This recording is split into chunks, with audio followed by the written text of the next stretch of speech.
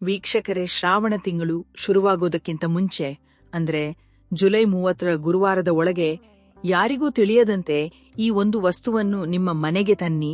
ಬರೀ 10 ರೂಪಾಯಿಯ ಈ ರಹಸ್ಯ ವಸ್ತು ನಿಮ್ಮ ಮನೆಗೆ ಹಣದ ಹೊಳೆಯನ್ನೇ ಹರಿಸುತ್ತದೆ. ಮಹಾದೇವನ ಕೃಪೆಯಿಂದ ನಿಮ್ಮ ದೃಷ್ಟವೇ ಬದಲಾಗಿ ಬಿಡುತ್ತದೆ.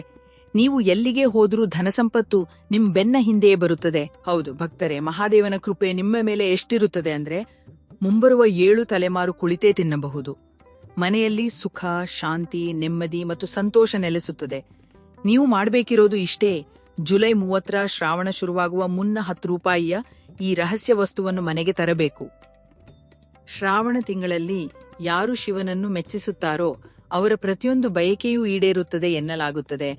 ಆದರೆ ಶ್ರಾವಣ ಶುರುವಾಗುವುದಕ್ಕಿಂತ ಮುಂಚೆಯೇ ಕೆಲವು ಮುಖ್ಯವಾದ ವಸ್ತುಗಳನ್ನು ಮನೆಗೆ ತರುವುದು ತುಂಬಾ ಒಳ್ಳೆಯದು ಅಂತ ನಿಮಗೆ ಗೊತ್ತಾ? ಶ್ರಾವಣ ಶುರುವಾಗುವ ಮುನ್ನ ಈ ರಹಸ್ಯ ವಸ್ತುವನ್ನು ಮನೆಗೆ ತಂದ್ರೆ ಶಿವನು ಪ್ರಸನ್ನನಾಗಿ ನಿಮ್ಮ ಎಲ್ಲಾ ಆಸೆಗಳನ್ನು ಬೇಗನೆ ಈಡೇರಿಸುತ್ತಾನೆ. ಈ ಎಲ್ಲಾ ವಸ್ತುಗಳು ಶಿವನಿಗೆ ತುಂಬಾ ಇಷ್ಟವಾದವುಗಳು. ಭಕ್ತರೇ, ಶಿವನು ಕರುಣಾಮಯಿ. ಸಣ್ಣ ಪ್ರಯತ್ನಕ್ಕೂ ಆತ ಒಲಿದ್ಬಿಡುತ್ತಾನೆ. ಯಾರು ಶಿವನಿಗೆ ಇಷ್ಟವಾದ ಈ ವಸ್ತುಗಳಲ್ಲಿ ಯಾವುದಾದ್ರೂ ಒಂದನ್ನು ಶ್ರಾವಣಕ್ಕೂ ಮುಂಚೆ ಮನೆಗೆ ತರುತ್ತಾರೋ ಅವರ ಜೀವನದ ಎಲ್ಲಾ ಕಷ್ಟಗಳನ್ನು ಶಿವನು ದೂರ ಮಾಡುತ್ತಾನೆ. ಆ ವ್ಯಕ್ತಿಗೆ ಜೀವನದಲ್ಲಿ ಎಂದಿಗೂ ಹಣದ ಅಭಾವ ಬರುವುದೇ ಇಲ್ಲ. ಶಿವನು ಆತನಿಗೆ ಕೇಳಿದ ವರವನ್ನು ನೀಡುತ್ತಾನೆ. ಪೂಜೆ ವ್ರತಗಳಿಲ್ಲದೆಯೂ ಶಿವನನ್ನು ಮೆಚ್ಚಿಸುವ ಆ ವಸ್ತುಗಳು ಯಾವುವು ಎಂದು ತಿಳಿದುಕೊಳ್ಳೋಣ. ಅದಕ್ಕೂ ಮುಂಚೆ ನೀವು ಶಿವನನ್ನು ನಂಬುವುದಾದರೆ ಈ ವಿಡಿಯೋಗೆ ಖಂಡಿತ ಲೈಕ್ ಮಾಡಿ. ಇನ್ನು ನೀವು ಚಾನೆಲ್ ಸಬ್ಸ್ಕ್ರೈಬ್ ಮಾಡಿಲ್ಲ ಅಂದ್ರೆ ತಕ್ಷಣ ಸಬ್ಸ್ಕ್ರೈಬ್ ಮಾಡಿ. ಕಾಮೆಂಟ್ ಬಾಕ್ಸ್ನಲ್ಲಿ ನಿರ್ಮಲ ಮನಸ್ಸಿನಿಂದ ಹರ ಹರ ಮಹಾದೇವ ಅಂತ ಬರೆಯಿರಿ. ಬನ್ನಿ ಭಕ್ತರೇ, ಮೊದಲು ನಾವು 2026ರಲ್ಲಿ ಶ್ರಾವಣ ತಿಂಗಳು ಎಂದಿನಿಂದ ಶುರುವಾಗುತ್ತದೆ, ಎಷ್ಟು ಸೋಮವಾರಗಳು ಬರುತ್ತವೆ, ಶ್ರಾವಣ ಯಾವಾಗ ಮುಗಿಯುತ್ತದೆ, ರಕ್ಷಾಬಂಧನವನ್ನು ಯಾವತ್ತು ಆಚರಿಸಬೇಕು ಮತ್ತು ವ್ರತವನ್ನು ಹೇಗೆ ಆಚರಿಸಬೇಕು, ವ್ರತದಲ್ಲಿದ್ದಾಗ ಯಾವ ವಸ್ತುಗಳನ್ನು ತಿನ್ನಬಾರದು ಎಂಬುದನ್ನು ತಿಳಿದುಕೊಳ್ಳೋಣ. ಜೊತೆಗೆ ಈ ವಿಡಿಯೋದಲ್ಲಿ ಒಂದು ವಿಶೇಷ ಪರಿಹಾರವನ್ನು ಹೇಳಿಕೊಡುತ್ತೇವೆ. ಇದರಿಂದ ಶಿವನ ಕೃಪೆಯಿಂದ ನಿಮ್ಮ 7 ಜನ್ಮಗಳ ಕಷ್ಟಗಳು ತೀರಿ ಹೋಗುತ್ತವೆ. ಅದರ ಜೊತೆಗೆ ಈ ಶ್ರಾವಣದಲ್ಲಿ ಪ್ರತಿಯೊಬ್ಬರೂ ತಮ್ಮ ಮನೆಗೆ ತರಲೇಬೇಕಾದ ಆ ಒಂದು ವಸ್ತು ಯಾವುದು ಎಂದು ಹೇಳುತ್ತೇವೆ. ಹಾಗಾಗಿ ಭಕ್ತರೇ, ವಿಡಿಯೋವನ್ನು ಕೊನೆಯವರೆಗೂ ನೋಡಿ. ಭಕ್ತರೇ, ಶ್ರಾವಣ ತಿಂಗಳು ಶಿವಭಕ್ತರಿಗೆ ಪ್ರೀತಿ ಮತ್ತು ಭಕ್ತಿಯ ಹಬ್ಬದಂತೆ ಬರುತ್ತದೆ. ಇದನ್ನೇ ನಾವು ಪ್ರೀತಿ ಮತ್ತು ನಂಬಿಕೆಯ ತಿಂಗಳು ಅಂತ ಕರೆಯುವುದು. ಹಕ್ಕಿಗಳ ಚಿಲಿಪಿಲಿ ಇಂಪಾದ ಸಂಗೀತದಂತೆ ಕೇಳಿಸುತ್ತದೆ. ಮಳೆಯ ಹನಿಗಳು ಭೂಮಿಯನ್ನು ಮುತ್ತಿಡುತ್ತವೆ. ಮಳೆಗಾಲವು ಇಡೀ ವಾತಾವರಣವನ್ನು ಹಸಿರುಮಯವಾಗಿ ಮಾಡುತ್ತದೆ. ಪ್ರಕೃತಿಯೇ ತಾನಾಗಿ ಕುಣಿದಾಡುತ್ತಿರುವಂತೆ ಕಾಣಿಸುತ್ತದೆ. ಗಿಡಮರಗಳು, ಹೂ ಎಲೆಗಳು ತಮ್ಮಲ್ಲೇ ಮಾತನಾಡಿಕೊಳ್ಳುತ್ತಿರುವಂತಿರುತ್ತವೆ. ಇದರ ಜೊತೆಗೆ ಶಿವಭಕ್ತರು ತುಂಬಾ ಸಂಭ್ರಮದಿಂದ ಈ ತಿಂಗಳಿಗಾಗಿ ಕಾಯುತ್ತಿರುತ್ತಾರೆ. ಶ್ರಾವಣದಲ್ಲಿ ಸ್ವತಃ ಶಿವನೇ ಭೂಮಿಗೆ ಇಳಿದು ಬಂದು ಭಕ್ತರ ಮನೆಗಳಲ್ಲಿ ನೆಲೆಸುತ್ತಾನೆ. ಅವರ ನಿಜವಾದ ಭಕ್ತಿಗೆ ಒಲಿದು ಜೀವನವನ್ನು ಸುಖ ಸಂಪತ್ತಿನಿಂದ ತುಂಬುತ್ತಾನೆ ಎಂಬ ನಂಬಿಕೆಯಿದೆ. ಶ್ರಾವಣದ ಪ್ರತಿಯೊಂದು ದಿನವೂ ಪವಿತ್ರ ಮತ್ತು ಶುಭಕರವಾದುದು. ಪ್ರತಿದಿನವೂ ಶಿವನ ಪೂಜೆ ನಡೆಯುತ್ತದೆ. ಆದರೆ ಶ್ರಾವಣ ಸೋಮವಾರದ ವಿಚಾರಕ್ಕೆ ಬಂದ್ರೆ ಅದರ ಮಹಿಮೆಯೇ ಬೇರೆ. ಸೋಮವಾರದ ದಿನ ತುಂಬಾ ಪವಿತ್ರ ಮತ್ತು ಒಳ್ಳೆಯ ಫಲ ಕೊಡುವಂತದ್ದು. ಈ ದಿನ ಯಾರು ವ್ರತ ಇರುತ್ತಾರೋ ಅವರಿಗೆ ಸಂಪೂರ್ಣ ಫಲ ಸಿಗುತ್ತದೆ ಮತ್ತು ಮುಂದಿನ ಸೋಮವಾರಕ್ಕಾಗಿ ಮತ್ತೆ ಅಷ್ಟೇ ಭಕ್ತಿಯಿಂದ ಕಾಯುತ್ತಾರೆ. ಹಾಗಾದ್ರೆ ಭಕ್ತರೇ, ಈಗ 2026ರಲ್ಲಿ ಶ್ರಾವಣ ತಿಂಗಳು ಯಾವಾಗ ಶುರುವಾಗುತ್ತದೆ ಎಂದು ಹೇಳುತ್ತೇವೆ. ಈ ಬಾರಿ ಶ್ರಾವಣ ತಿಂಗಳು 30 ಜುಲೈ 2026ರಿಂದ ಶುರುವಾಗಿ 28 ಆಗಸ್ಟ್ಗೆ ಮುಗಿಯುತ್ತದೆ. ಅಂದ್ರೆ 28 ಆಗಸ್ಟ್ ಶುಕ್ರವಾರದಂದೇ ಶ್ರಾವಣದ ಕೊನೆಯ ದಿನವಾಗಿರುತ್ತದೆ. ಅಂದೇ ರಕ್ಷಾಬಂಧನದ ಹಬ್ಬವನ್ನು ಆಚರಿಸಲಾಗುತ್ತದೆ. ಹೀಗೆ ಪೂರ್ತಿ 30 ದಿನಗಳ ಕಾಲ ಶ್ರಾವಣ ತಿಂಗಳು ಇರುತ್ತದೆ. ಈ 30 ದಿನಗಳ ಕಾಲ ಶಿವಭಕ್ತರು ಶಿವನ ಭಕ್ತಿಯಲ್ಲೇ ಮುಳುಗಿರುತ್ತಾರೆ. ವ್ರತೋಪವಾಸ ಮತ್ತು ಪೂಜೆಗಳನ್ನು ಮಾಡುತ್ತಾರೆ. ಧಾರ್ಮಿಕ ನಂಬಿಕೆಗಳ ಪ್ರಕಾರ ಶ್ರಾವಣ ತಿಂಗಳಲ್ಲಿ ಶಿವನನ್ನು ಪೂಜಿಸುವುದರಿಂದ ನಾನಾ ರೀತಿಯ ಶುಭ ಫಲಗಳು ಸಿಗುತ್ತವೆ. ಈಗ ಶ್ರಾವಣದಲ್ಲಿ ಎಷ್ಟು ಸೋಮವಾರಗಳು ಬರುತ್ತವೆ ಮತ್ತು ಯಾವ ದಿನಾಂಕಗಳಲ್ಲಿ ವ್ರತ ಇರಬೇಕು ಎಂಬುದನ್ನು ತಿಳಿದುಕೊಳ್ಳೋಣ. ಗಮನವಿಟ್ಟು ಕೇಳಿ. ಈ ಬಾರಿ ಶ್ರಾವಣದಲ್ಲಿ ಒಟ್ಟು 4 ಸೋಮವಾರಗಳು ಬರುತ್ತವೆ. ಶ್ರಾವಣದ ಮೊದಲ ಸೋಮವಾರ ಆಗಸ್ಟ್ 3ಕ್ಕೆ ಬರುತ್ತದೆ. 2ನೇ ಸೋಮವಾರ ಆಗಸ್ಟ್ 10, 3ನೇ ಸೋಮವಾರ ಆಗಸ್ಟ್ 17 ಮತ್ತು 4ನೇ ಸೋಮವಾರ ಆಗಸ್ಟ್ 24, 2026ಕ್ಕೆ ಬರಲಿದೆ. ಬನ್ನಿ ಭಕ್ತರೇ, ಈಗ ನೀವು ಶ್ರಾವಣದಲ್ಲಿ ಖಂಡಿತವಾಗಿಯೂ ಕೊಂಡು ತರಬೇಕಾದ ಆ ವಸ್ತುಗಳ ಬಗ್ಗೆ ತಿಳಿದುಕೊಳ್ಳೋಣ. ಮೊದಲನೆಯದಾಗಿ, ಈ ಶ್ರಾವಣದಲ್ಲಿ ಶಿವನನ್ನು ಮೆಚ್ಚಿಸಲು ಬಯಸುವವರು ಈ ಸುಂದರ ವಿಡಿಯೋಗೆ ಲೈಕ್ ಮಾಡಿ, ಚಾನೆಲ್ ಸಬ್ಸ್ಕ್ರೈಬ್ ಮಾಡಿಕೊಳ್ಳಿ ಮತ್ತು ಕಾಮೆಂಟ್ನಲ್ಲಿ ಹರ ಹರ ಮಹಾದೇವ ಅಥವಾ ಓಂ ನಮಃ ಶಿವಾಯ ಅಂತ ಬರೆಯಿರಿ. ಹಾಗಾದ್ರೆ ಬನ್ನಿ ಈಗ ಶಿವನಿಗೆ ಪ್ರಿಯವಾದ ವಸ್ತುಗಳ ಬಗ್ಗೆ ತಿಳಿಯೋಣ. ಭಕ್ತರೇ, ಮೊದಲ ವಸ್ತುವಿನ ವಿಚಾರಕ್ಕೆ ಬಂದರೆ, ನಿಮ್ಮ ಮನೆಯಲ್ಲಿ ಶಿವನ ಫೋಟೋ ಅಥವಾ ವಿಗ್ರಹ ಇಲ್ದಿದ್ರೆ ಅದನ್ನು ಮಾರುಕಟ್ಟೆಯಿಂದ ಅಥವಾ ಯಾವುದಾದ್ರೂ ದೇವಸ್ಥಾನದಿಂದ ತಂದುಕೊಳ್ಳಿ. ದೇವಸ್ಥಾನದಿಂದ ತಂದ ವಿಗ್ರಹ ಇನ್ನೂ ಪವಿತ್ರ ಅಂತ ಭಾವಿಸಲಾಗುತ್ತದೆ. ಜೊತೆಗೆ ಒಂದು ಸಣ್ಣ ಶಿವಲಿಂಗವನ್ನು ತಂದುಕೊಳ್ಳಿ. ಶ್ರಾವಣದ ಇಡೀ ತಿಂಗಳಲ್ಲಿ ಶಿವಲಿಂಗಕ್ಕೆ ಅಭಿಷೇಕ ಮಾಡುವುದು ತುಂಬಾ ಒಳ್ಳೆಯದು. ನಿಮ್ಮ ಬಳಿ ಹಾಲಿಲ್ದಿದ್ದರೆ ಬರೀ ಗಂಗಾಜಲದಿಂದಲೂ ಅಭಿಷೇಕ ಮಾಡಬಹುದು. ಶಿವನು ತುಂಬಾ ಬೇಗನೆ ಪ್ರಸನ್ನನಾಗುತ್ತಾನೆ. ಭಕ್ತರೇ, ಎರಡನೇ ಅತ್ಯಂತ ಮುಖ್ಯವಾದ ವಸ್ತುವೆಂದರೆ ಗಂಗಾಜಲ. ಶ್ರಾವಣದಲ್ಲಿ ಮನೆಯಲ್ಲಿ ಗಂಗಾಜಲ ಇರುವುದು ತುಂಬಾ ಅಗತ್ಯ, ಏಕೆಂದರೆ ಗಂಗಾಜಲವಿಲ್ಲದೆ ಪೂಜೆ ಪೂರ್ಣಗೊಳ್ಳುವುದಿಲ್ಲ. ನಿಮ್ಮ ಮನೆಯಲ್ಲಿ ಈಗಾಗಲೇ ಗಂಗಾಜಲವಿದ್ದರೆ ತುಂಬಾ ಒಳ್ಳೆಯದು. ಇಲ್ಲದಿದ್ದರೆ ತಕ್ಷಣ ತರಿಸಿಕೊಳ್ಳಿ. ನೀವು ಅಭಿಷೇಕ ಮಾಡಲು ಬಯಸಿದಾಗ ಗಂಗಾಜಲವನ್ನು ಸ್ವಲ್ಪ ಸಾಮಾನ್ಯ ನೀರಿಗೆ ಬೆರೆಸಿ ಶಿವನಿಗೆ ಅಭಿಷೇಕ ಮಾಡಬಹುದು. ಇದು ದೊಡ್ಡ ಪುಣ್ಯದ ಕೆಲಸ. ಇನ್ನು ಮೂರನೇ ಮುಖ್ಯ ವಸ್ತುವೆಂದರೆ ಬೆಳ್ಳಿಯ ನಂದಿ. ನೀವು ಹಣದ ತೊಂದರೆಯಿಂದ ಬಳಲುತ್ತಿದ್ದರೆ ಶ್ರಾವಣ ಶುರುವಾಗುವ ಮುನ್ನ ಬೆಳ್ಳಿಯಿಂದ ಮಾಡಿದ ನಂದಿಯನ್ನು ಮನೆಗೆ ತನ್ನಿ. ಶ್ರಾವಣದ ಯಾವುದಾದ್ರೂ ಸೋಮವಾರದಂದು ನಂದಿಯನ್ನು ಮನೆಗೆ ತಂದು ಪೂಜೆ ಮಾಡಿ ಪ್ರತಿಷ್ಠಾಪಿಸಿ. ನಂದಿಯು ಶಿವನ ವಾಹನವಾಗಿದ್ದು ಆತನನ್ನು ಮನೆಯಲ್ಲಿಟ್ಟರೆ ಸಿರಿಸಂಪತ್ತು ಹೆಚ್ಚಾಗುತ್ತದೆ ಎಂಬ ನಂಬಿಕೆಯಿದೆ. ನೀವು ಬಯಸಿದರೆ ಈ ನಂದಿಯನ್ನು ನಿಮ್ಮ ಲಾಕರ್ನಲ್ಲಿ ಅಥವಾ ಪೂಜಾ ಕೋಣೆಯಲ್ಲೂ ಇಡಬಹುದು. ಮುಂದಿನ ವಸ್ತುವೆಂದರೆ ತಾಮ್ರದ ಚೊಂಬು. ನಿಮ್ಮ ಬಳಿ ಈಗಾಗಲೇ ತಾಮ್ರದ ಚೊಂಬಿದ್ರೆ ತುಂಬಾ ಸಂತೋಷ. ಇಲ್ದಿದ್ರೆ ಈಗಲೇ ಕೊಂಡುಕೊಳ್ಳಿ. ಅದನ್ನು ಚೆನ್ನಾಗಿ ತಳೆದು ರೆಡಿ ಮಾಡಿಟ್ಟುಕೊಳ್ಳಿ. ಬೇಕಿದ್ರೆ ಹಿತ್ತಾಳೆ ಚೊಂಬನ್ನು ತೆಗೆದುಕೊಳ್ಳಬಹುದು. ಏಕೆಂದರೆ ತಾಮ್ರದ ಚೊಂಬಿನಿಂದ ನೀವು ಬರೀ ನೀರನ್ನು ಮಾತ್ರ ಅರ್ಪಿಸಬಹುದು. ಅದರಲ್ಲಿ ಹಾಲು ಅಥವಾ ಸಕ್ಕರೆಯಂತಹ ವಸ್ತುಗಳನ್ನು ಹಾಕಿದರೆ ಅದು ಸರಿಯಲ್ಲ. ಶಿವನಿಗಾಗಿ ಚಂದನವನ್ನು ಖಂಡಿತ ಕೊಂಡುಕೊಳ್ಳಿ. ರಕ್ತ ಚಂದನವನ್ನು ತೆಗೆದುಕೊಳ್ಳಬಹುದು. ಪೂಜಾ ಸಾಮಗ್ರಿ ಅಂಗಡಿಯಲ್ಲಿ ಇವೆಲ್ಲವೂ ಸಿಗುತ್ತವೆ. ಭಕ್ತರೇ, ಮುಂದಿನ ವಸ್ತುವೆಂದರೆ ಮಹಾಮೃತ್ಯುಂಜಯ ಯಂತ್ರ. ನೀವು ನಿಮ್ಮ ಮನೆಯ ವಾಸ್ತು ದೋಷವನ್ನು ದೂರ ಮಾಡಬೇಕಿದ್ರೆ ಶ್ರಾವಣ ಬರುವುದಕ್ಕಿಂತ ಮುಂಚೆ ಮಹಾಮೃತ್ಯುಂಜಯ ಯಂತ್ರವನ್ನು ಖಂಡಿತ ತನ್ನಿ. ಬಯಸಿದ್ರೆ ಶ್ರಾವಣದ ಮೊದಲ ಸೋಮವಾರದಂದು ತರಬಹುದು. ಆಮೇಲೆ ಶಾಸ್ತ್ರೋಕ್ತವಾಗಿ ಶಿವನ ಪೂಜೆ ಮಾಡಿ ಈ ಯಂತ್ರವನ್ನು ಮನೆಯಲ್ಲಿ ಸ್ಥಾಪಿಸಿ. ಇದರಿಂದ ವಾಸ್ತು ದೋಷವಷ್ಟೇ ಅಲ್ಲ, ಜೀವನದಲ್ಲಿ ಬರುವ ದೊಡ್ಡ ದೊಡ್ಡ ಕಷ್ಟಗಳು ಶಮನವಾಗುತ್ತವೆ ಎಂಬ ನಂಬಿಕೆಯಿದೆ. ಇನ್ನು ಭಕ್ತರೇ, ಮುಂದಿನ ವಸ್ತುವೆಂದರೆ ರಸಲಿಂಗ. ಶಿವನ ಕೃಪೆ ಎಂದಿಗೂ ಇರಬೇಕೆಂದು ನೀವು ಬಯಸಿದರೆ ಶ್ರಾವಣದಲ್ಲಿ ನಿಮ್ಮ ಮನೆಗೆ ರಸಲಿಂಗವನ್ನು ಖಂಡಿತ ತನ್ನಿ. ಶ್ರಾವಣದ ಯಾವುದೇ ದಿನ ಅದನ್ನು ಮನೆಗೆ ತಂದು ಗಂಗಾಜಲ ಅಥವಾ ಹಸಿ ಹಾಲಿನಿಂದ ಅಭಿಷೇಕ ಮಾಡಿ. ರಸಲಿಂಗದ ಸ್ಥಾಪನೆಯಿಂದ ಮನೆಯಲ್ಲಿ ಸುಖ, ಸಮೃದ್ಧಿ ಮತ್ತು ಶಾಂತಿ ಇರುತ್ತದೆ ಎಂಬ ನಂಬಿಕೆಯಿದೆ. ಶಿವನ ಕೃಪೆಯಿಂದ ಜೀವನದಲ್ಲಿ ಹೊಸ ಅವಕಾಶಗಳು ಮತ್ತು ಒಳ್ಳೆಯ ಬದಲಾವಣೆಗಳು ಬರುತ್ತವೆ. ಮುಂದಿನ ವಸ್ತುವೆಂದರೆ ಡಮರು. ಜೀವನದಲ್ಲಿ ಅಡೆತಡೆಗಳು ಮತ್ತು ತೊಂದರೆಗಳು ಸತತವಾಗಿ ಬರುತ್ತಿದ್ರೆ ಶ್ರಾವಣ ತಿಂಗಳಲ್ಲಿ ಡಮರುವನ್ನು ಖಂಡಿತ ಮನೆಗೆ ತನ್ನಿ. ಪೂಜೆಯ ಸಮಯದಲ್ಲಿ ಅದನ್ನು ಬಾರಿಸಿ. ಆಮೇಲೆ ನಿಮ್ಮ ಮನೆಯ ದೇವರ ಕೋಣೆಯಲ್ಲಿಡಿ. ಡೆಮರುವಿನ ಶಬ್ದದಿಂದ ಕೆಟ್ಟ ಶಕ್ತಿಗಳು ದೂರವಾಗಿ ಮನೆಯ ವಾತಾವರಣ ಪವಿತ್ರವಾಗುತ್ತದೆ. ಇದರ ಜೊತೆಗೆ ವಾಸ್ತು ದೋಷವೂ ತೀರಿ ಸಕಾರಾತ್ಮಕ ಶಕ್ತಿ ಹರಿಯುತ್ತದೆ. ಭಕ್ತರೇ, ಮುಂದಿನ ವಸ್ತುವೆಂದರೆ ಬಿಲ್ವಪತ್ರೆ. ಶಿವನ ಪೂಜೆಯಲ್ಲಿ ಬಿಲ್ವಪತ್ರೆ ಅತ್ಯಂತ ಮುಖ್ಯವಾದುದು. ಶಾಸ್ತ್ರಗಳ ಪ್ರಕಾರ ಶ್ರಾವಣದಲ್ಲಿ ಶಿವಲಿಂಗಕ್ಕೆ ಬಿಲ್ವಪತ್ರೆ ಅರ್ಪಿಸುವುದರಿಂದ ಎಲ್ಲಾ ಪಾಪಗಳು ನಾಶವಾಗಿ ಮನಸ್ಸಿನ ಆಸೆಗಳು ಈಡೇರುತ್ತವೆ. ನೀವು ಬಿಲ್ವಪತ್ರೆ ಗಿಡವನ್ನು ಮನೆಯಲ್ಲಿ ನೆಟ್ಟರೆ ಅದು ಕೆಟ್ಟ ಶಕ್ತಿಯನ್ನು ಓಡಿಸಿ ಮನೆಯಲ್ಲಿ ಶಾಂತಿ ತರುತ್ತದೆ. ಶ್ರಾವಣ ಶುರುವಾಗುವ ಮುನ್ನ ಬಿಲ್ವಪತ್ರೆಯನ್ನು ಮನೆಗೆ ತಂದು ಪೂಜಾ ಸ್ಥಳದಲ್ಲಿಡಿ. ಆಮೇಲೆ ನೋಡಿ ಶಿವನ ಕೃಪೆ ಹೇಗೆ ಸುರಿಯುತ್ತದೆ ಅಂತ. ಹಾಗಾಗಿ ಈ ಶ್ರಾವಣದಲ್ಲಿ ಈ 5 ವಸ್ತುಗಳನ್ನು ಮನೆಗೆ ತಂದು ನೀವು ಶಿವನ ವಿಶೇಷ ಕೃಪೆ ಪಡೆಯಬಹುದು. ಭಕ್ತರೇ, ಈಗ ನಾವು ಶ್ರಾವಣದ ಪೂಜೆಗೆ ಬೇಕಾದ ಕೆಲವು ಮುಖ್ಯ ವಸ್ತುಗಳನ್ನು ಹೇಳುತ್ತೇವೆ. ಇವುಗಳನ್ನು ನೀವು ಶ್ರಾವಣ ತಿಂಗಳಲ್ಲಿ ಶಿವನ ಪೂಜೆಗಾಗಿ ಮೊದಲೇ ರೆಡಿ ಮಾಡಿಟ್ಟುಕೊಳ್ಳಬೇಕು. ಹಲವು ಬಾರಿ ಏನಾಗುತ್ತದೆ ಅಂದ್ರೆ ನಾವು ಸಣ್ಣ ಪುಟ್ಟ ವಸ್ತುಗಳನ್ನು ಕೊಳ್ಳಲು ಮರೆತು ಬಿಡುತ್ತೇವೆ, ಗೊಂದಲವಾಗುತ್ತದೆ. ಆದರೆ ನೀವು ಮೊದಲೇ ಈ ವಸ್ತುಗಳನ್ನು ಕೊಂಡು ಇಟ್ಟುಕೊಂಡರೆ ಪೂಜೆಯ ಸಮಯದಲ್ಲಿ ಯಾವುದೇ ತೊಂದರೆ ಬರುವುದಿಲ್ಲ. ಪೂಜೆ ಸುಲಭವಾಗಿ ನೆರವೇರುತ್ತದೆ. ಮೊದಲನೆಯ ವಸ್ತುವೆಂದರೆ ಭಸ್ಮ ವಿಭೂತಿ. ವಿಭೂತಿ ಅಂದ್ರೆ ಶಿವನಿಗೆ ಪಂಚಪ್ರಾಣ. ಶ್ರಾವಣ ತಿಂಗಳಲ್ಲಿ ನೀವು ಶಿವನ ಗುಡಿಯಿಂದ ವಿಭೂತಿ ತಂದು ಪೂಜಾ ಕೋಣೆಯಲ್ಲಿ ಇಡಬಹುದು. ಈ ವಿಭೂತಿಯಿಂದ ಶಿವನ ಪೂಜೆ ಮಾಡಿದರೆ ತುಂಬಾ ಲಾಭವಿದೆ. ಉಳಿದ ವಿಭೂತಿಯನ್ನು ಲಾಕರ್ನಲ್ಲಿ ಅಥವಾ ಹಣ ಇಡುವ ಜಾಗದಲ್ಲಿ ಇಡಬಹುದು. ಇದರಿಂದ ಹಣದ ಕೊರತೆ ಬರುವುದಿಲ್ಲ. ಶಿವನ ಕೃಪೆಯಿಂದ ಕಷ್ಟಗಳೆಲ್ಲ ದೂರವಾಗುತ್ತವೆ. ಭಕ್ತರೇ, ಎರಡನೇ ವಸ್ತುವೆಂದರೆ ರುದ್ರಾಕ್ಷಿಯು ಶಿವನಿಗೆ ತುಂಬಾ ಇಷ್ಟವಾದದ್ದು.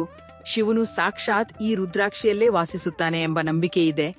ರುದ್ರಾಕ್ಷಿಯನ್ನು ಶ್ರಾವಣ ತಿಂಗಳಲ್ಲಿ ಮನೆಗೆ ತರುವುದರಿಂದ ಸುಖ, ಸೌಭಾಗ್ಯ ಮತ್ತು ಸಮೃದ್ಧಿ ಸಿಗುತ್ತದೆ. ಇದಲ್ಲದೆ ಶಿವನ ಕೃಪೆಯಿಂದ ಜೀವನದ ಹಲವು ಸಮಸ್ಯೆಗಳಿಂದ ಮುಕ್ತಿ ಸಿಗುತ್ತದೆ. ಭಕ್ತರೇ, ರುದ್ರಾಕ್ಷಿ ಒಂದು ರೀತಿಯ ಹಣ್ಣು. ಇದನ್ನು ಶಿವನ ಅಂಶವೆಂದೇ ಪರಿಗಣಿಸಲಾಗುತ್ತದೆ. ಶಿವಪುರಾಣದಲ್ಲಿ ಹೇಳಿರುವಂತೆ ರುದ್ರಾಕ್ಷಿ ಹುಟ್ಟಿದ್ದು ಶಿವನ ಕಣ್ಣೀರಿನಿಂದ. ನೀವು ರುದ್ರಾಕ್ಷಿ ಮಾಲೆ ಧರಿಸುವ ಆಲೋಚನೆಯಲ್ಲಿದ್ದರೆ ಶ್ರಾವಣ ತಿಂಗಳು ಅದಕ್ಕೆ ಅತ್ಯಂತ ಸೂಕ್ತ. ರುದ್ರಾಕ್ಷಿ ಧರಿಸುವುದರಿಂದ ನಿಮ್ಮ ಮೇಲಿರುವ ಗ್ರಹದೋಷಗಳ ಪ್ರಭಾವ ಕಡಿಮೆಯಾಗುವುದಷ್ಟೇ ಅಲ್ಲ, ಮನಸ್ಸಿಗೆ ಶಾಂತಿಯೂ ಸಿಗುತ್ತದೆ. ದ್ವಿಮುಖಿ 2 ಮುಖದ ರುದ್ರಾಕ್ಷಿ ಧರಿಸುವುದರಿಂದ ಕುಟುಂಬದಲ್ಲಿ ನೆಮ್ಮದಿ ತರಬಹುದು. ಭಕ್ತರೇ, ನೀವು ಬಯಸಿದರೆ ಗೌರಿಶಂಕರ ರುದ್ರಾಕ್ಷಿ ಧರಿಸಿ ನಿಮ್ಮ ದಾಂಪತ್ಯ ಜೀವನದಲ್ಲಿ ಮಧುರತೆಯನ್ನು ಹೆಚ್ಚಿಸಿಕೊಳ್ಳಬಹುದು. ಭಕ್ತರೇ, ಮುಂದಿನ ವಸ್ತುವೆಂದರೆ ಗಂಗಾಜಲ. ಶಿವನಿಗೆ ನೀರು ಮತ್ತು ಗಂಗಾಜಲ ಎರಡೂ ಪ್ರಿಯ. ಇದೇ ಕಾರಣಕ್ಕೆ ಶಿವಲಿಂಗದ ಮೇಲೆ ಒಂದು ಬಿಂದಿಗೆ ನೀರು ಚೆಲ್ಲಿದರೆ ಸಾಕು, ಶಿವನು ಪ್ರಸನ್ನನಾಗುತ್ತಾನೆ. ಗಂಗಾಜಲವಂತೂ ಮಹಾದೇವನಿಗೆ ಅತ್ಯಂತ ಪ್ರಿಯ. ಗಂಗೆಯನ್ನು ಮಹಾದೇವನು ತನ್ನ ತಲೆಯ ಮೇಲೆಯೇ ಇಟ್ಟುಕೊಂಡಿದ್ದಾನೆ. ಹೀಗಿರುವಾಗ ನೀವು ಶ್ರಾವಣ ತಿಂಗಳಲ್ಲಿ ಗಂಗಾಜಲ ತಂದು ಅದರಿಂದ ಶಿವನಿಗೆ ಅಭಿಷೇಕ ಮಾಡಿದರೆ ಆತನ ಆಶೀರ್ವಾದ ಖಂಡಿತ ಸಿಗುತ್ತದೆ. ಶಿವನು ನಿಮ್ಮ ಮನೆಯಲ್ಲಿ ಹಣದ ಮಳೆ ಹರಿಸುತ್ತಾನೆ. ನಿಮಗೆ ಎಂದಿಗೂ ಆರ್ಥಿಕ ಸಂಕಷ್ಟ ಬರುವುದಿಲ್ಲ. ಸ್ವಲ್ಪ ಗಂಗಾಜಲವನ್ನು ಶ್ರಾವಣ ತಿಂಗಳಲ್ಲಿ ನಿಮ್ಮ ಪೂಜಾ ಕೋಣೆಯಲ್ಲಿ ತಂದು ಇಡಲೇಬೇಕು. ಹೀಗೆ ಮಾಡುವುದರಿಂದ ಶಿವನ ಆಶೀರ್ವಾದ ಸದಾ ಇರುತ್ತದೆ. ಮುಂದಿನ ವಸ್ತುವೆಂದರೆ ಬಿಲ್ವಪತ್ರೆ. ಭಕ್ತರೇ, ಪೌರಾಣಿಕ ಕಥೆಗಳಲ್ಲಿ ಶಿವಪೂಜೆಯಲ್ಲಿ ಬಿಲ್ವಪತ್ರೆಯ ಮಹತ್ವವನ್ನು ಹೇಳಲಾಗಿದೆ. ಶ್ರಾವಣ ತಿಂಗಳಲ್ಲಿ ಶಿವನಿಗೆ ಬಿಲ್ವಪತ್ರೆ ಅರ್ಪಿಸುವುದರಿಂದ ಪ್ರತಿಯೊಂದು ಆಸೆಯೂ ಈಡೇರುತ್ತದೆ ಎಂಬ ನಂಬಿಕೆಯಿದೆ. ಆದರೆ ಶ್ರಾವಣ ತಿಂಗಳಲ್ಲಿ ಬಿಲ್ವಪತ್ರೆ ಸುಲಭವಾಗಿ ಸಿಗದಿದ್ದರೆ ನೀವು ಬೆಳ್ಳಿಯ ಬಿಲ್ವಪತ್ರೆ ಮಾಡಿಸಿ ಮನೆಗೆ ತಂದು ಅದನ್ನು ತೊಳೆದು ಪ್ರತಿದಿನ ಶಿವನಿಗೆ ಅರ್ಪಿಸಬಹುದು. ಶ್ರಾವಣ ತಿಂಗಳ ನಂತರ ಇದನ್ನು ನಿಮ್ಮ ಹಣ ಇಡುವ ಲಾಕರ್ನಲ್ಲಿ ಇಡಿ. ಭಕ್ತರೇ, ಹೀಗೆ ಮಾಡುವುದರಿಂದ ಶಿವನ ಕೃಪೆಯಿಂದ ಮನೆಯಲ್ಲಿ ಸುಖ ಸಮೃದ್ಧಿ ಇರುತ್ತದೆ ಮತ್ತು ಕೆಲಸಗಳಲ್ಲಿ ಬರುವ ಅಡೆತಡೆಗಳು ದೂರವಾಗುತ್ತವೆ. ಭಕ್ತರೇ, ಮುಂದಿನ ವಸ್ತುವೆಂದರೆ ತ್ರಿಶೂಲ. ತ್ರಿಶೂಲ ಶಿವನ ಆಯುಧ. ಇದು ಯಾವಾಗಲೂ ಶಿವನ ಜೊತೆಯಲ್ಲೇ ಇರುತ್ತದೆ. ಭಕ್ತರೇ, ತ್ರಿಶೂಲವನ್ನು ತುಂಬಾ ಪೂಜನೀಯವೆಂದು ಭಾವಿಸಲಾಗುತ್ತದೆ. ಯಾಕೆಂದರೆ ಇದು 3 ಲೋಕ್ ಮತ್ತು ತ್ರಿಮೂರ್ತಿಗಳ ಸಂಕೇತ. ಶಿವನ ಜೊತೆಗೆ ತ್ರಿಶೂಲವನ್ನು ಪೂಜಿಸಲಾಗುತ್ತದೆ. ತ್ರಿಶೂಲ ಪೂಜಿಸುವುದರಿಂದ ಕೆಟ್ಟ ಶಕ್ತಿಗಳು ನಾಶವಾಗಿ ಶತ್ರುಗಳ ವಿರುದ್ಧ ಹೋರಾಡುವ ಶಕ್ತಿ ಸಿಗುತ್ತದೆ. ಶ್ರಾವಣ ತಿಂಗಳಲ್ಲಿ ತಾಮ್ರ ಹಿತ್ತಾಳೆ ಅಥವಾ ಬೆಳ್ಳಿಯ ಒಂದು ತ್ರಿಶೂಲ ತನ್ನಿ, ಅದನ್ನು ಪವಿತ್ರಗೊಳಿಸಿ ಶಿವನಿಗೆ ಅರ್ಪಿಸಿ ಪೂಜೆ ಮಾಡಿ. ಆಮೇಲೆ ಈ ತ್ರಿಶೂಲವನ್ನು ನಿಮ್ಮ ಮನೆಯಲ್ಲಿಡಿ ಅಥವಾ ಅಂಗಳದಲ್ಲಿ, ಇಲ್ಲವೇ ಮನೆಯ ಚಾವಣಿಯ ಮೇಲೂ ಇಡಬಹುದು. ಹೀಗೆ ತ್ರಿಶೂಲ ಇಡುವುದರಿಂದ ಶಿವನ ಕೃಪೆಯಿಂದ ಮನೆಯಲ್ಲಿರುವ ಕೆಟ್ಟ ಶಕ್ತಿಗಳು ನಾಶವಾಗುತ್ತವೆ. ಮನೆಯಲ್ಲಿ ಕೆಟ್ಟ ಶಕ್ತಿಗಳ ಪ್ರಭಾವ ಕಡಿಮೆಯಾಗುತ್ತದೆ. ಜೊತೆಗೆ ಶತ್ರುಗಳನ್ನು ಎದುರಿಸುವ ಧೈರ್ಯ ಸಿಗುತ್ತದೆ. ಭಕ್ತರೇ, ನೀವು ಬಯಸಿದರೆ ತ್ರಿಶೂಲದ ಲಾಕೆಟ್ ತಂದು ಶಿವನಿಗೆ ಅರ್ಪಿಸಿ ನಂತರ ಅದನ್ನು ಧರಿಸಬಹುದು. ಹೀಗೆ ಮಾಡುವುದರಿಂದ ಈ ಲಾಕೆಟ್ ಕೆಟ್ಟ ಶಕ್ತಿಗಳಿಂದ ನಿಮ್ಮನ್ನು ಕಾಯುತ್ತದೆ. ಯಾರ ದೃಷ್ಟಿಯೂ ನಿಮಗಾಗುವುದಿಲ್ಲ. ಭಕ್ತರೇ, ಮುಂದಿನ ವಸ್ತುವೆಂದರೆ ನಾಗಪ್ಪನ ವಿಗ್ರಹ. ಶಿವನ ಕೊರಳಲ್ಲಿ ನಾಗದೇವತೆ ವಾಸಿಸುತ್ತಾನೆ. ಇದೇ ಕಾರಣಕ್ಕೆ ಹಿಂದೂ ಧರ್ಮದಲ್ಲಿ ನಾಗರ ಪೂಜೆಗೆ ದೊಡ್ಡ ಮಹತ್ವವಿದೆ. ಬೆಳ್ಳಿ ಅಥವಾ ತಾಮ್ರದ ನಾಗರ ವಿಗ್ರಹವನ್ನು ಶ್ರಾವಣ ತಿಂಗಳಲ್ಲಿ ಮನೆಗೆ ತಂದು ಮನೆಯ ಮುಖ್ಯ ಬಾಗಿಲ ಬಳಿ ಇಡಿ. ಭಕ್ತರೇ, ನೀವು ಮನೆಯ ಒಳಗಡೆಯೂ ಮುಖ್ಯ ಬಾಗಿಲ ಬಳಿ ಇಡಬಹುದು. ಕಳುವಾಗುವ ಹೆದರಿಕೆ ಇದ್ದರೆ ಬಚ್ಚಿಟ್ಟುಕೊಳ್ಳಬಹುದು. ಇಡುವ ಮುನ್ನ ಪವಿತ್ರಗೊಳಿಸಿ ಪೂಜೆ ಮಾಡುವುದು ಕಡ್ಡಾಯ. ಈ ನಾಗದೇವತೆ ಮನೆಗೆ ಬರುವ ಕೆಟ್ಟದ್ದನ್ನು ಬಾಗಿಲಿಂದಲೇ ವಾಪಸ್ ಕಳುಹಿಸುತ್ತಾನೆ. ನೀವು ಪಿತೃದೋಷ ಅಥವಾ ಕಾಲಸರ್ಪ ದೋಷದಿಂದ ಬಳಲುತ್ತಿದ್ದರೆ ಶ್ರಾವಣ ತಿಂಗಳಿಗಿಂತ ಮುಂಚೆ ಶ್ರಾವಣದ ಮೊದಲ ದಿನ ಅಥವಾ ಕೊನೆಯ ದಿನ ಜಂಟಿ ನಾಗರ ವಿಗ್ರಹವನ್ನು ಮನೆಗೆ ತನ್ನಿ. ನೀವು ಬೆಳ್ಳಿಯ ನಾಗನಾಗಿಣಿ ಜೋಡಿಯನ್ನು ತರಬೇಕು. ಅದನ್ನು ಪವಿತ್ರಗೊಳಿಸಿ ಶಿವನ ಬಳಿ ಪೂಜಾ ಕೋಣೆಯಲ್ಲಿಡಿ. ಶಿವನ ಪೂಜೆಯ ನಂತರ ಪ್ರತಿದಿನ ಆ ಜೋಡಿಗೆ ಅರಿಶಿನ, ಕುಂಕುಮ, ಅಕ್ಷತೆ ಮತ್ತು ಹೂವುಗಳನ್ನು ಏರಿಸಿ ಪೂಜಿಸಿ. ಇಡೀ ಶ್ರಾವಣ ತಿಂಗಳಲ್ಲಿ ನೀವು ಇವುಗಳನ್ನು ಪೂಜಿಸಬೇಕು. ಶ್ರಾವಣದ ಕೊನೆಯ ದಿನ ಅಂದರೆ ಶ್ರಾವಣ ಪೂರ್ಣಿಮೆಯ ದಿನ ಈ ನಾಗನಾಗಿಣಿ ಜೋಡಿಯನ್ನು ಶಿವಲಿಂಗದ ಮೇಲಿಡಿ. ಶಿವಲಿಂಗದ ಮೇಲಿಡುವ ಮುನ್ನ ಶಿವಲಿಂಗಕ್ಕೆ ಪಂಚಾಮೃತ ಅಭಿಷೇಕ ಮಾಡಿ. ಆಮೇಲೆ ಹಾವಿನ ಜೋಡಿಯನ್ನು ಶಿವಲಿಂಗದ ಮೇಲಿಟ್ಟು ದೋಷಗಳನ್ನು ದೂರ ಮಾಡುವಂತೆ ಶಿವನಲ್ಲಿ ಪ್ರಾರ್ಥಿಸಿ. ಭಕ್ತರೇ, ಹೀಗೆ ಮಾಡುವುದರಿಂದ ಶಿವನ ಕೃಪೆಯಿಂದ ಪಿತೃದೋಷ ಮತ್ತು ಕಾಲಸರ್ಪ ದೋಷಗಳು ತಕ್ಷಣವೇ ದೂರವಾಗುತ್ತವೆ. ಗೆಳೆಯರೇ, ಈ ಎಲ್ಲಾ ವಸ್ತುಗಳು ಶಿವನಿಗೆ ತುಂಬಾ ಪ್ರಿಯವಾದವುಗಳು. ಶಿವನ ಕೃಪೆ ಪಡೆಯಲು ಶ್ರಾವಣ ತಿಂಗಳು ಶುರುವಾಗುವ ಮುನ್ನ ಅಥವಾ ಶ್ರಾವಣದಲ್ಲಿ ಈ ವಸ್ತುಗಳನ್ನು ನಿಮ್ಮ ಮನೆಗೆ ಖಂಡಿತ ತನ್ನಿ. ಭಕ್ತರೇ, ಶಿವನಿಗೆ ಉಮ್ಮತ್ತಿ ಹೂವು ಗಿಡ ಅಂದ್ರೆ ತುಂಬಾ ಇಷ್ಟ. ಆದ್ದರಿಂದ ಇದನ್ನು ಶಿವಪೂಜೆಯಲ್ಲಿ ಬಳಸಲಾಗುತ್ತದೆ. ಹೀಗೆ ಮಾಡುವುದರಿಂದ ಮನುಷ್ಯ ಭಯಮುಕ್ತನಾಗುತ್ತಾನೆ ಮತ್ತು ಆತನ ಜೀವನದ ಸಮಸ್ಯೆಗಳು ಬೇಗನೆ ಪರಿಹಾರವಾಗುತ್ತವೆ ಎಂಬ ನಂಬಿಕೆ ಇದೆ. ಶ್ರಾವಣ ತಿಂಗಳಲ್ಲಿ ನೀವು ಮನೆಯ ಹೊರಗೆ ಉಮ್ಮತ್ತಿ ಗಿಡವನ್ನು ನೆಡಬಹುದು. ಭಕ್ತರೇ, ಶ್ರಾವಣ ತಿಂಗಳ ಬಗ್ಗೆ ಶಿವಪುರಾಣದಲ್ಲಿ ಈ ಕಥೆ ಇದೆ. ಶ್ರಾವಣ ತಿಂಗಳಿನಲ್ಲೇ ಸಮುದ್ರ ಮಂಥನ ನಡೆದಿದ್ದು. ಇದೇ ತಿಂಗಳಲ್ಲಿ ಶಿವನು ಸಮುದ್ರದಿಂದ ಬಂದ ಹಾಲಾಹಲ ವಿಷವನ್ನು ತನ್ನ ಗಂಟಲಿನಲ್ಲಿ ತಡೆದು ನಿಲ್ಲಿಸಿದನು. ಇದರಿಂದ ಆತನ ಗಂಟಲು ನೀಲಿ ಬಣ್ಣಕ್ಕೆ ತಿರುಗಿತು. ಶಿವನಿಗೆ ನೀಲಕಂಠ ಎಂಬ ಹೆಸರು ಬರಲು ಇದೇ ಕಾರಣ. ಇದೇ ರೀತಿ ಇಂದಿನ ಕಾಲದಲ್ಲೂ ಎಲ್ಲಾದರೂ ಕೆಟ್ಟ ಶಕ್ತಿಗಳ ಅತಿಯಾದರೆ ಶಿವನು ಯಾವುದಾದ್ರೂ ರೂಪದಲ್ಲಿ ಬಂದು ಆ ಕೆಟ್ಟ ಶಕ್ತಿಗಳನ್ನು ನಾಶ ಮಾಡುತ್ತಾನೆ. ಶಾಸ್ತ್ರಗಳ ಪ್ರಕಾರ ಒಂದು ತ್ರಿಶೂಲವನ್ನು ಯಾವುದಾದ್ರೂ ದೇವಸ್ಥಾನಕ್ಕೆ ದಾನವಾಗಿ ನೀಡಿದರೆ ಅಥವಾ ತಮ್ಮ ಕೈಯಾರ ತಾವೇ ನೆಟ್ಟರೆ ಅಂತಹವರಿಗೆ ಜನ್ಮಜನ್ಮಕ್ಕೂ ಬಡತನ ಬರುವುದಿಲ್ಲ. ಶಿವನ ಕೃಪೆ ಅವರ ಮೇಲೆ ಸದಾ ಇರುತ್ತದೆ. ಶ್ರಾವಣ ಸೋಮವಾರದಂದು ದೇವಸ್ಥಾನಗಳಿಗೆ ಒಂದು ತ್ರಿಶೂಲವನ್ನು ಖಂಡಿತ ನೀಡಿ. ಶ್ರಾವಣ ಸೋಮವಾರದಂದೇ ಹೀಗೆ ಮಾಡಿ ಉಳಿದ ದಿನಗಳಲ್ಲೂ ಮಾಡಬಹುದು. ಭಕ್ತರೇ, ಶ್ರಾವಣ ಸೋಮವಾರದಂದು ನವಿಲುಗರಿಯನ್ನು ಖಂಡಿತ ಮನೆಗೆ ತರಬೇಕು. ಯಾವುದಾದರೂ ವಿಶೇಷ ಸಂದರ್ಭದಲ್ಲಿ ನವಿಲುಗರಿ ಮನೆಗೆ ತರುವುದು ತುಂಬಾ ಶುಭ. ನವಿಲುಗರಿಯಲ್ಲಿ ಶಕ್ತಿ ಇರುತ್ತದೆ. ನವಿಲುಗರಿ ಇರುವ ಮನೆಯಲ್ಲಿ ಬಡತನ ಎಂದಿಗೂ ಬರುವುದಿಲ್ಲ. ಅಂತಹ ಮನೆಯ ಮೇಲೆ ಸದಾ ಶ್ರೀಕೃಷ್ಣನ ಕೃಪೆ ಇರುತ್ತದೆ. ಭಕ್ತರೇ, ಮುಂದಿನ ವಿಚಾರ ಹೇಳುವ ಮುನ್ನ ನಿಮಗೊಂದು ವಿನಂತಿ. ನೀವು ಈ ಚಾನೆಲ್ಗೆ ಹೊಸಬರಾಗಿದ್ದರೆ ಚಾನೆಲ್ ಸಬ್ಸ್ಕ್ರೈಬ್ ಮಾಡಿ, ವಿಡಿಯೋಗೆ ಒಂದು ಲೈಕ್ ಮಾಡಿ. ಜೊತೆಗೆ ನಿಮ್ಮ ರಾಶಿಯನ್ನು ಕಾಮೆಂಟ್ ಬಾಕ್ಸ್ನಲ್ಲಿ ಖಂಡಿತ ಹಾಕಿ. ಯಾಕೆಂದ್ರೆ ನಾವು ರಾಶಿಗೆ ಸಂಬಂಧಿಸಿದ ಭವಿಷ್ಯವನ್ನು ಹೇಳುತ್ತೇವೆ ಮತ್ತು ಜೀವನದ ಕಷ್ಟಗಳನ್ನು ತಕ್ಷಣ ದೂರ ಮಾಡಲು ಸುಲಭ ಪರಿಹಾರಗಳನ್ನು ಹೇಳುತ್ತೇವೆ. ಹಾಗಾಗಿ ನಿಮ್ಮ ರಾಶಿಯನ್ನು ಕಾಮೆಂಟ್ನಲ್ಲಿ ಖಂಡಿತ ಹಾಕಿ. ಭಕ್ತರೇ, ಈಗ ಶ್ರಾವಣದಲ್ಲಿ ದೊಡ್ಡ ಮಹತ್ವವಿರುವ ಹಸಿರು ಮತ್ತು ಕೆಂಪು ಬಳೆಗಳ ಬಗ್ಗೆ ಮಾತನಾಡೋಣ. ನೀವು ಈಗಿನಿಂದಲೇ ಹಸಿರು ಮತ್ತು ಕೆಂಪು ಬಳೆಗಳನ್ನು ಕೊಂಡು ಇಟ್ಟುಕೊಳ್ಳಿ. ಮೊದಲ ಶ್ರಾವಣ ಸೋಮವಾರದಂದೇ ಈ ಬಳೆಗಳನ್ನು ಪಾರ್ವತಿ ದೇವಿಗೆ ಏರಿಸಿ. ಆಮೇಲೆ ಇಡೀ ಶ್ರಾವಣದಲ್ಲಿ ನೀವು ಅವುಗಳನ್ನು ತೊಟ್ಟುಕೊಳ್ಳಬಹುದು. ಬೇಕಿದ್ರೆ ಮುಂದೆ ಹಿಂದೆ ಪಾರ್ವತಿ ದೇವಿಗಾಗಿ ಕೆಂಪು ಬಳೆಗಳನ್ನು ತೊಡಬಹುದು. ಹಸಿರು ಬಣ್ಣದ ಬಳೆ ಶಿವನಿಗೆ ಇಷ್ಟ. ಗಾಜಿನ ಹಸಿರು ಕೆಂಪು ಬಳೆಗಳು ಸಿಕ್ಕಾಗ ಕೊಂಡು ಇಟ್ಟುಕೊಳ್ಳಿ. ಇನ್ನು ಮಹಿಳೆಯರಿಗಾಗಿ ಇನ್ನೊಂದು ಮುಖ್ಯವಾದ ವಿಚಾರ. ನೀವು ಶ್ರಾವಣ ಸೋಮವಾರದ ವ್ರತವಿದ್ದು ಪೂಜೆ ಮಾಡುವಾಗ 16 ರೀತಿಯ ಅಲಂಕಾರ ಮಾಡಿಕೊಂಡೇ ಪೂಜೆ ಮಾಡಿ. ಹೀಗೆ ಮಾಡುವುದರಿಂದ ಗಂಡನ ಏಳಿಗೆಯಾಗುತ್ತದೆ ಮತ್ತು ಮನೆಯಲ್ಲಿ ಸಂತೋಷ ಸಿಗುತ್ತದೆ. ಮಹಿಳೆಯರು ಶ್ರಾವಣ ಸೋಮವಾರದಂದು ಪೂರ್ಣ ಅಲಂಕಾರದೊಂದಿಗೆ ಪೂಜೆ ಮಾಡಿದರೆ ಮಹಾದೇವನು ತುಂಬಾ ಪ್ರಸನ್ನನಾಗುತ್ತಾನೆ. ಶ್ರಾವಣದ 4 ಸೋಮವಾರಗಳಲ್ಲಿ ಯಾವುದಾದರೂ ಒಂದು ಸೋಮವಾರ ಪಾರ್ವತಿ ದೇವಿಗೆ ಪೂರ್ಣ ಅಲಂಕಾರದ ಸಾಮಗ್ರಿಗಳನ್ನು ಅರ್ಪಿಸಿ. ಅದರಲ್ಲಿ ಅತ್ಯಂತ ಮುಖ್ಯವಾದ ವಸ್ತುವೆಂದರೆ ಸಿಂಧೂರ. ಸಿಂಧೂರವನ್ನು ದೇವಿಗೆ ಖಂಡಿತ ಏರಿಸಿ. ಏಕೆಂದರೆ ದೇವಿಯು ನಿಮ್ಮ ಮಾಂಗಲ್ಯವನ್ನು ಕಾಪಾಡುತ್ತಾಳೆ ಮತ್ತು ನಿಮ್ಮ ಗಂಡನ ಆಯುಷ್ಯ ಹಾಗೂ ಏಳಿಗೆಗೆ ಆಶೀರ್ವದಿಸುತ್ತಾಳೆ. ಬನ್ನಿ ಭಕ್ತರೇ, ಈಗ ಯಾವ 7 ರೀತಿಯ ಮಹಿಳೆಯರು ಶ್ರಾವಣ ಸೋಮವಾರದ ವ್ರತವನ್ನು ಮರೆತು ಇರಬಾರದು ಎಂಬುದನ್ನು ತಿಳಿದುಕೊಳ್ಳೋಣ. ಭಕ್ತರೇ, 1ನೇಯದಾಗಿ, ಶಾಸ್ತ್ರಗಳ ಪ್ರಕಾರ ಶ್ರಾವಣದ ದಿನಗಳಲ್ಲಿ ನೀವು ಯಾವುದೇ ರೀತಿಯ ವ್ರತವನ್ನು ಬರೀ ತೋರಿಕೆಗೆ ಮಾತ್ರ ಮಾಡಿದರೆ ಅದು ತೀರಾ ತಪ್ಪು ಮತ್ತು ಪಾಪಕ್ಕೆ ಸಮ. ಈ ರೀತಿ ನೀವು ದೇವತೆಗಳನ್ನು ಗೇಲಿ ಮಾಡಿದಂತಾಗುತ್ತದೆ ಮತ್ತು ಪಾಪದ ಭಾಗಿಗಳಾಗುತ್ತೀರಿ. ಶಿವನು ಅಂತಹವರಿಂದ ಎಂದಿಗೂ ಪ್ರಸನ್ನನಾಗುವುದಿಲ್ಲ, ಬದಲಾಗಿ ಅವರನ್ನು ಹಾಳು ಮಾಡುತ್ತಾನೆ. ಶಿವನು ಕೇವಲ ಪೂರ್ಣ ಭಕ್ತಿ ಮತ್ತು ನಿಜವಾದ ಮನಸ್ಸಿನಿಂದ ಪೂಜಿಸುವವರಿಗೆ, ಶಾಸ್ತ್ರಗಳನ್ನು ಪಾಲಿಸುವವರಿಗೆ ಮತ್ತು ವ್ರತವನ್ನು ನಿಷ್ಠೆಯಿಂದ ಮಾಡುವವರಿಗೆ ಮಾತ್ರ ಒಲಿಯುತ್ತಾನೆ. ಪೂಜೆಯ ಉದ್ದೇಶ ತೋರಿಕೆಯಾಗಿರಬಾರದು, ನಿಜವಾದ ಭಕ್ತಿ ಮತ್ತು ಸಮರ್ಪಣೆ ಇರಬೇಕು. ಆಗಷ್ಟೇ ಮಹಾದೇವನ ಕೃಪೆ ಸಿಗುತ್ತದೆ. ಭಕ್ತರೇ, 2ನೇಯದಾಗಿ, ಚಾರಿತ್ರ್ಯಹೀನ ಮಹಿಳೆಯರು ಶ್ರಾವಣ ಸೋಮವಾರದ ವ್ರತವನ್ನು ಎಂದಿಗೂ ಇರಬಾರದು. ಈ ಮಾತು ಎಲ್ಲೆಂದರಲ್ಲಿ ಬಾಯಿ ಹಾಕುವ ಚಾರಿತ್ರ್ಯಹೀನ ಪುರುಷರಿಗೂ ಅನ್ವಯಿಸುತ್ತದೆ.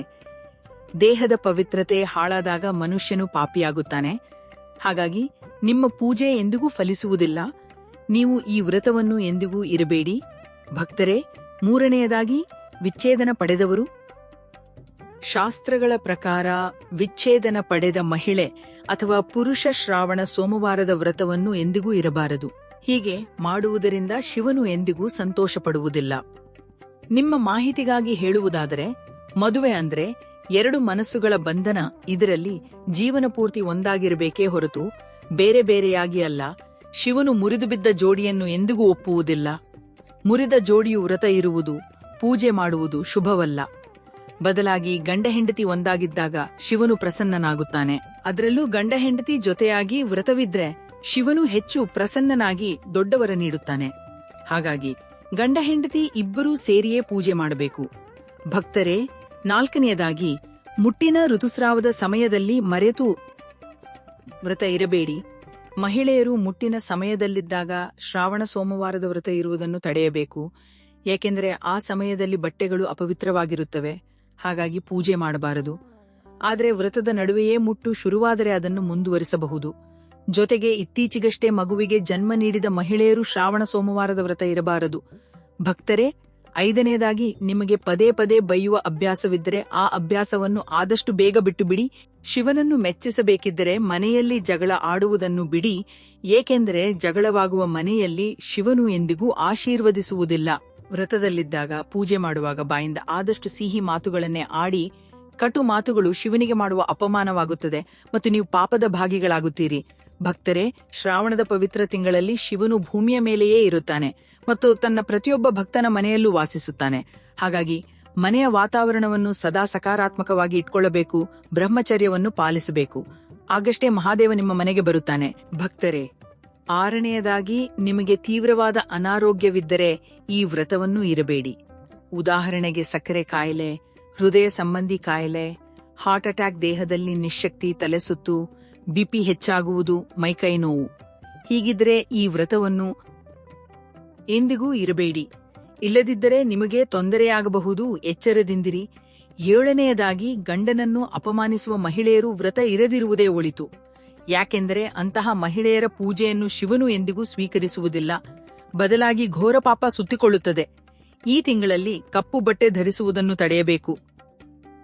ಭಕ್ತರೇ, ಶಿವನ ಕೃಪೆ ಸದಾ ನಿಮ್ಮ ಮತ್ತು ನಿಮ್ಮ ಕುಟುಂಬದ ಮೇಲೆ ಇರಲಿ. ಈ ವಿಡಿಯೋ ನಿಮಗೆ ಇಷ್ಟವಾಗಿದ್ದರೆ ತಪ್ಪದೇ ಲೈಕ್ ಮಾಡಿ, ನಿಮ್ಮ ಬಂಧು ಮಿತ್ರರೊಂದಿಗೆ ಶೇರ್ ಮಾಡಿ ಹಾಗೂ ನಮ್ಮ ಚಾನೆಲ್ ಅನ್ನು ಸಬ್ಸ್ಕ್ರೈಬ್ ಮಾಡಿಕೊಳ್ಳಿ. ಕಾಮೆಂಟ್ ಬಾಕ್ಸ್ನಲ್ಲಿ ಮತ್ತೊಮ್ಮೆ ಓಂ ನಮಃ ಶಿವಾಯ ಅಥವಾ ಹರ ಹರ ಮಹಾದೇವ ಎಂದು ಬರೆಯಲು ಮರೆಯಬೇಡಿ. ಧನ್ಯವಾದಗಳು.